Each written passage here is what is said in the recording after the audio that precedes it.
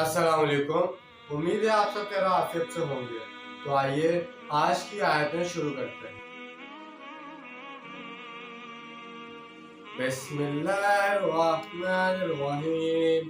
ألم تر إلى الملأ من بني إسرائيل من بعد موسى إذ قالوا لنبي لهم ابعث لنا ملكا نقاتل في سبيل الله قال هل عسيتم إن كتب عليكم القتال ألا تقاتلوا قالوا وما لنا ألا نقاتل في سبيل الله وقد أخرجنا من ديارنا وأبنائنا فلما كتب عليهم القتال تولوا إلا قليل منهم والله عليم بالظالمين۔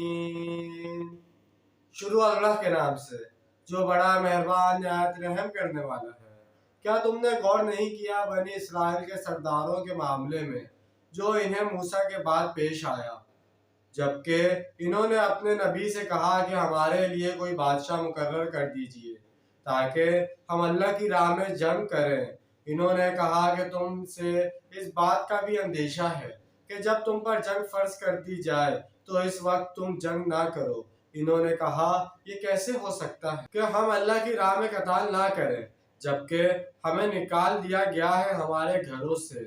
پھر جب ان پر جنگ فرض کر دی گئی تو سب پیٹ پھیر گئے سوائے ان کی ایک قلیل تعداد کے، اور اللہ ایسے ظالموں سے خوب باخبر ہے۔ یہاں بادشاہ سے مراد امیر اور سپہ سالار ہے۔ ظاہری بات ہے کہ نبی صلی اللہ علیہ وسلم کی موجودگی میں بلند ترین مرتبہ تو نبی ہی کا رہے گا، لیکن ایک ایسا امیر نامزد کر دیجئے جو نبی کے تابع ہو کر جنگ کی سپہ سالاری کر سکے۔ میں حدیث بیان کر چکا ہوں کہ بنی اسرائیل میں حضرت موسیٰ علیہ السلام سے لے کر حضرت عیسیٰ علیہ السلام تک کوئی نہ کوئی نبی ضرور موجود رہا ہے۔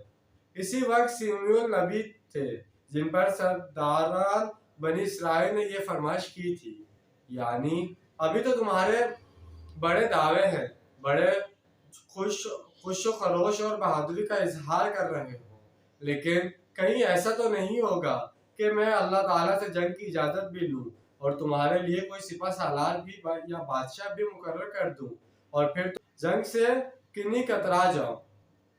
دشمنوں نے ان کے بیٹوں کو غلام اور ان کی عورتوں کو باندیاں بنا لیا تھا اور یہ اپنے ملکوں سے خوف کے مارے بھاگے ہوئے تھے۔ چنانچہ انہوں نے کہا کہ اب ہم جنگ نہیں کریں گے تو کیا کریں گے؟ یہ گویا مسلمانوں کو تنبیہ کی جا رہی ہے کہ تم بھی بہت کرتے رہے ہو کہ حضور ہمیں جنگ کی اجازت ملنی چاہیے، لیکن ایسا نہ ہو کہ جب جنگ کا حکم آئے تو وہ تمہیں ناگوار گزرے۔ آیت 217 میں یہ الفاظ پڑھ چکے ہیں، تم پر جنگ فرض کی گئی ہے اور وہ تمہیں ناگوار ہے۔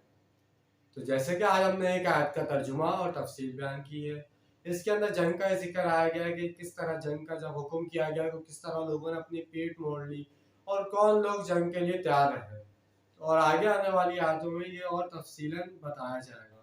تو انشاءاللہ آج کی ویڈیو آپ کو پسند آئی ہوگی۔ ملتے ہیں اگلی ویڈیو میں، جب تک کے لیے اپنا ڈھیر سارا خیال رکھیے گا اور اپنوں سے زیادہ دوسروں پہ خیال رکھیے گا۔ اللہ حافظ، فی امان اللہ۔